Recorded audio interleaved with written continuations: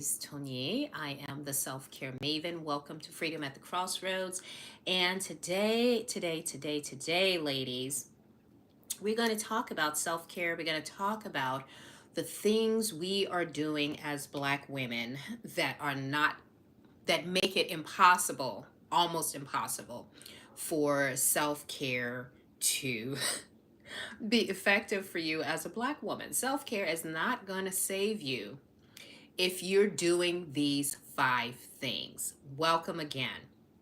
First of all, I'm going to go through all of the points here. I have an extra bonus point. I'm going to make sure I consult my notes here because it's really, really important that we begin to do the things that work in our best interest, that are tailored to our best self care needs, that will get us where we want to be from a health perspective.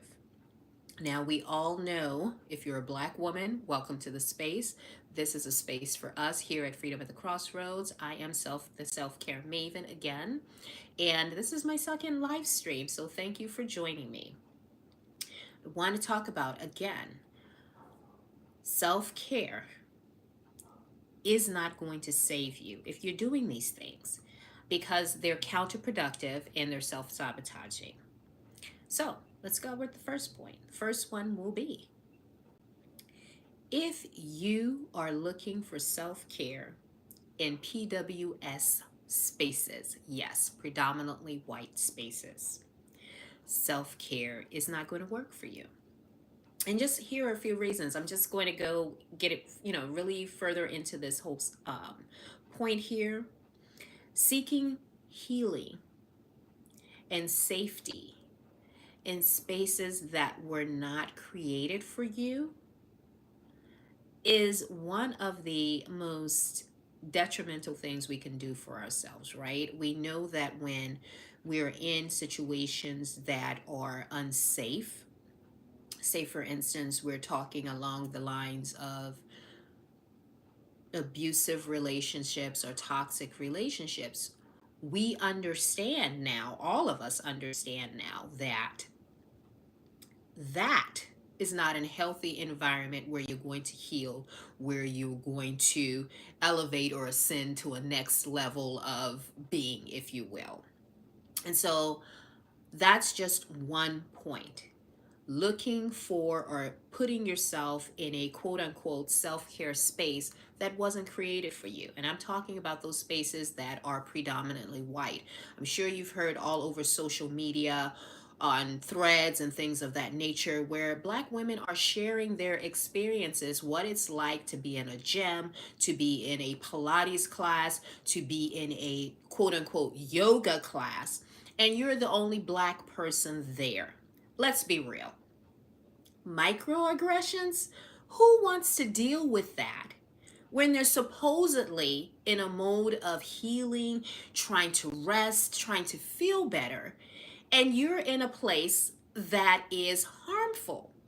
The same people that give the microaggressions, the same people that make you unsafe, why would you think that being in a PWS, predominantly white space, that is supposedly a self care space, a supposedly, what do you want to call it, healing space? What makes you think you're going to heal, you're going to be at ease, you're going to be able to inhale, exhale, release those breaths if you're in a place that's already got you feeling targeted or feeling apprehensive or something of that nature?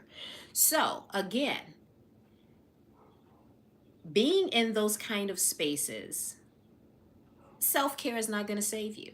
For one thing, the version of self care that's typically promoted in such spaces are inaccessible to us. They don't deal with any of our situations, any of the points of intersection that we normally experience as Black women. Now, if this is beneficial to you, if you're hearing something new, if you like the vibes here, please hit the follow and subscribe button so you'll be notified when I go live again. For those of you just tuning in, my name is Tony. I am a self care and health coach for Black women over 40.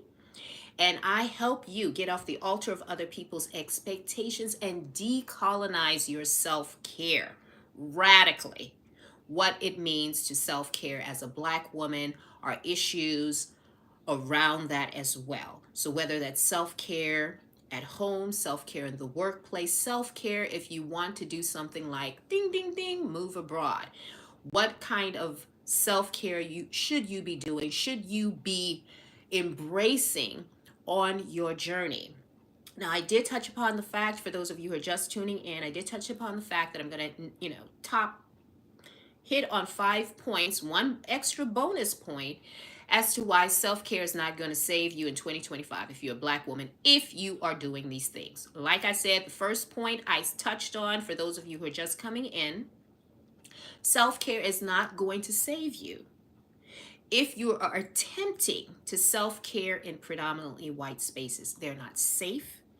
They do not address your needs. I'm just going to say it point blank. I've been in these spaces personally.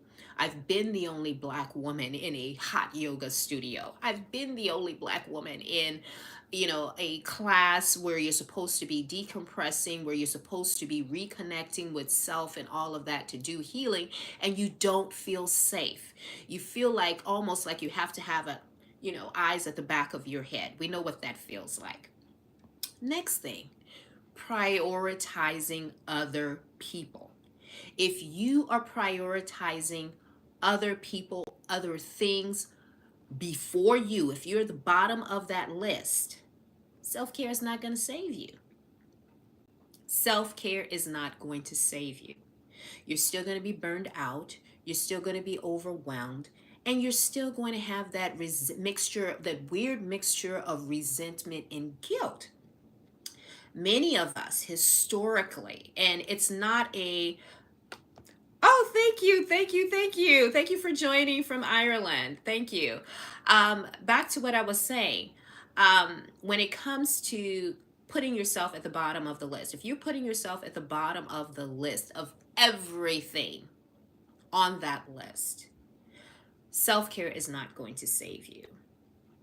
Because when you're in the process of self-caring and centering yourself, if you're all of that involves setting things like boundaries, retooling, reshaping your mindset all around prioritizing self and centering yourself without guilt or shame. Now, we understand here, by and large, that we have historical and generational conditioning that many Black women have had to be in order to be things, to be the center of the family, to survive, to keep us going, if you will. This has been the burden of Black women for generations. And let's not forget the fact, in coupled with that conditioning of being the strong caregiver, always putting family first, work, community, and all of that, etc., etc. There was a time not too long ago when it was illegal for you as a Black woman to say, oh, I'm going to stay home, I'm going to take care of my family, and I'm going to rest. Rest was not something that was accessible to Black women not too long ago. People like to say, oh, it's not a race thing, forget about this, forget about that, that was long ago. But no. I have relatives, aunts, my parents grew up in a time where things like taking rest, self-caring, centering self was illegal in this country. And so it takes time too, generationally, to do the kind of necessary healing to address those issues. Now, some people can say it's not every Black woman that has been severely impacted by that. But we can't get away from the fact that our families and communities have carried that burden and carried that weight, and that impacts us. whether we want to acknowledge it or not. And so, to do the necessary kind of self care, deep generational healing, and ancestral healing that we need to incorporate into our own self care practices, if you're not doing any of that and still centering the systems, the rat race around us, still trying to play respectability politics, self care is not going to save you. The next thing is ignoring your emotional and mental health. Yes, ladies. If you are, powering through, doing that, still doing that strong black woman thing, powering through stress, anxiety, trauma without seeking professional help, your version of self care is not going to work. And that's why I talk about this a lot. I always let people know, hey, I am not a mental health provider. I am not a mental health therapist or anything of that nature. I am a women's self-care and health coach. And even I have a therapist. It is necessary in order to do the level of healing and decentering that needs to start up here mentally in order to have a sustainable and effective self care practice, like it was truly meant to be, truly accessible to us as Black women, that deep level of healing and uncoupling and unlearning that needs to be done, you're going to need a mental health profession. Now, some people say, okay, we understand what what time we're living in. We know what time it is. We also understand, at least I do, and most rational people working in 2025, especially in this country and what's going on globally, as well as in this country, people are having to count their money more. People are having to be more mindful of their expenditures and things of that nature. And so this is why in a previous video too, I did link any of it in my blog post at freedomatthecrossroads.com. You can find, I have a page dedicated to free resources for accessing free mental health care services. Additionally, I also reminded you that if you have employer-based healthcare, and I'm speaking to people mostly in the US of A, you can check out, go to your company's website, look under benefits and HR along probably that page, and you should be able to find resources for well-being, things of that nature. And under that, you should be able to access employee assisted programs. And under those programs, they have things like mental health, free mental health, at least for a limited time, that you can access anywhere between six or more, or somewhere the midpoint is around six free, therapy sessions or coaching sessions or what have you. I don't know what that looks like. You'll have to check with your own organization. But that is something you definitely want to access and you need to incorporate into your self-care practice. Also, another thing is overcommitting and overworking. And we know that that is a strategy, and I call it a maladaptive strategy that we practice even now, because when you live in a society that is exploitative, that is built on structural and institutional racism, anti-blackness, discrimination, and right now in the process of pulling down all of those protective measures that have protected historically marginalized communities, of which we as Black people fall into that category. And another point of intersectionality is being a woman. And so we know that a lot of those structures have already been pulled down or in the process of being dismantled. Well, how do you self-care in that? When you're overcommitting, overworking, if you're doing any of that, especially in the season that we are in now, any version of self-care that you claim that you're doing is not going to be effective. It's not going to save you. You're still going to be stressed. You're still going to be feeling burned out, and all of that tiredness, that weariness, it's not going to look good. That's just the point of the matter. If you're overcommitting, overworking, hustle culture, that is a byproduct too of white supremacy and racism. Yes, that's for another video. I know I will touch on that again at some point, because it's, you can't talk about racism, discrimination, patriarchy. You can't talk about self-care without addressing any of that. And for us as Black women, as a Black community, there's no way you're going to escape that even in 2025. All you got to do is read the room, right? And so if you're overworking, hustling, and all of that, you will not have time to do the adequate level of self-care in that environment. That's just, you can't get rid of that. You can't avoid that. And so overcommitting, overworking, all of that, you don't have time to address the mental wounds that you're dealing with, trauma, things like microaggressions. Where are you going to find the time? Where are you going to find the time? Case in point, if you work in healthcare like I do, we are dealing with, we still haven't recovered from the losses we sustained in the healthcare field even during COVID. We're still experiencing the repercussions of people leaving the workforce for whatever reason because of what happened during COVID and subsequently after that.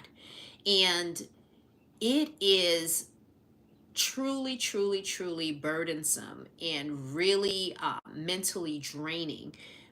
Trying to work in an environment like that, and then you do some version of self care in those environments. Now, when you add on the institutional racism, the microaggressions that typically happen in the workplace, especially around policing Black women's bodies, you see where this toxic environment impacts you even more.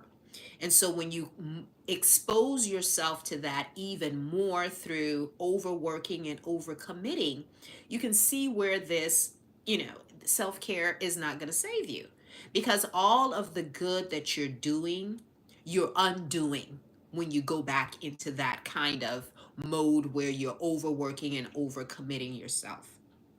Another thing is just staying overall in a toxic environment.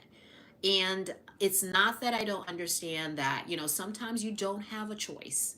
If your workplace is the only, it's the only work that you have, then you have to, you have to make that calculation where you say, okay, um, I'm doing good work. I'm doing the self care that I need to be doing, the deep work that I need to be doing to take care of myself, to elevate myself mentally, emotionally, physically.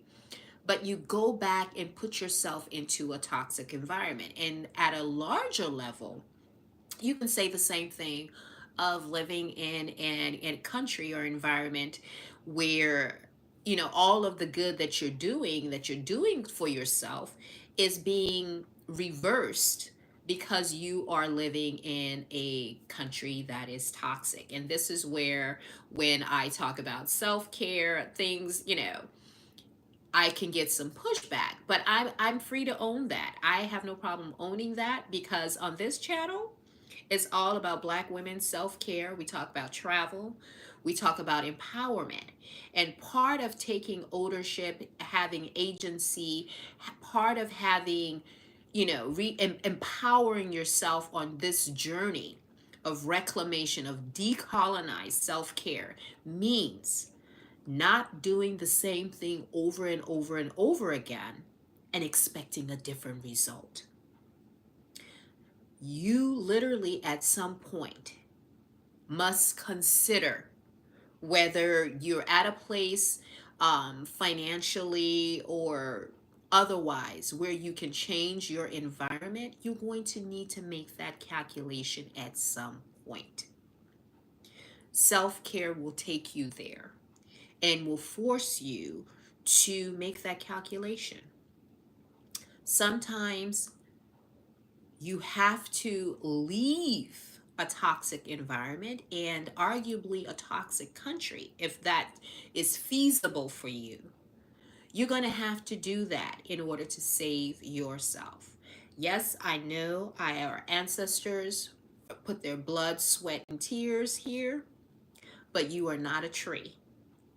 And our ancestors, when they were dragged here, when they were traumatized, all the suffering they went through here, they went through all of that so that we would have the opportunity and the choice to do better, to live, to thrive. And so that's something you will have to consider when it comes to your self-care. Is that part of your self-care plan? Everyone is going to have to make that calculation. But by and large, like I mentioned before, if you're doing any of the things I mentioned previously, self-care is not going to work for you as a Black woman. It's not going to save you, because you're essentially unraveling all the work that's been done. I talked about, I highlighted actually and discussed at length why being in predominantly white spaces will not save you. And it's not good for you if you're trying to do self care.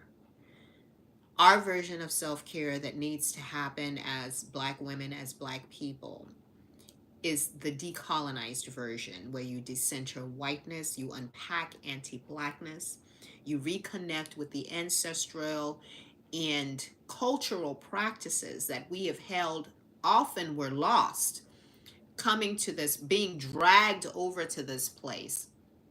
A lot of those indigenous practices that we had, that we practiced specifically as Black women in community on the continent, that version, a lot of those modalities were lost during that time. And we are now in a time where we reclaiming all of those practices, what it means to be a Black woman, embracing our power in our authenticity and our connection with the earth, with each other, and what that looks like when you're in a space that is culturally and ritualistically designed for you to thrive and heal from a cultural perspective. It has to be culturally relevant to be accessible for us. And then one more point I want to touch on. Hold on just a second. I'm just consulting my notes here. Let's see. Oh, one point I wanted to touch on when it comes to self care, and this is huge because a lot of the self care that we see online can be very confusing. You've got influencers and gurus abound in terms of this whole self care thing, where you see people conflating indulgence with actual self care. That's another thing. You might think that, oh, I'm going to do my nails, I'm going to do a facial. All of that is well and good. It's nice, it feels good, it lifts you up in the moment. But indulgence, those little treats that you give yourself, that's not self care. And part of the problem when people are just starting, you've never, embraced the whole notion or practice of self care, you didn't even know what that meant for you. It's very easy to confuse that with actual self care. And so I want to reiterate that self care isn't just about pampering, it's about making decisions that support your long term health, like regular medical checkups, therapy, financial planning. Yes, financial planning is part of self care. Who'd have thunk? But that's just one of the things that this conventional version of self care doesn't touch on. Because by and large, that version of self care that's out there, the conventional colonized version of it, let's keep it 100, wasn't built for us. It's mostly inaccessible to us. A lot of the practices are encapsulated and packaged in ways that make it inaccessible, i.e., very expensive. A lot of them you have to, there's always a monetary exchange, there's always a monetary way of excluding, there's some form of exclusion built into it. Even though a lot of these self-care practices that's out there in conventional self-care world were appropriated from indigenous groups from all around the world and repackaged and whitewashed, and then they call it, XYZ. That's not self-care, and you don't want to be a part of something too that spiritually and culturally is problematic. We are already living in a place, in a country, in an environment that it's toxic in terms of the fact that it was built. We live in a society that was built on stolen land, stolen bodies, and violence, state sanctioned violence. So, how do you think that any kind of self care built on that is going to help you as a black woman? I just want you to leave you with those thoughts. And so I don't want to go on and on because I have another video coming up.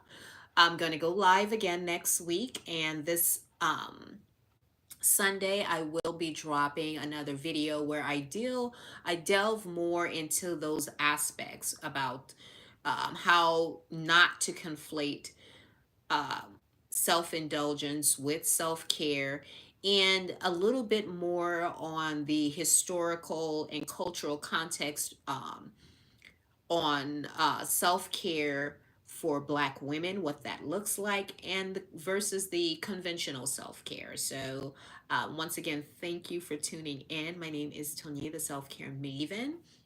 Join me on the show again, same time, same bat channel.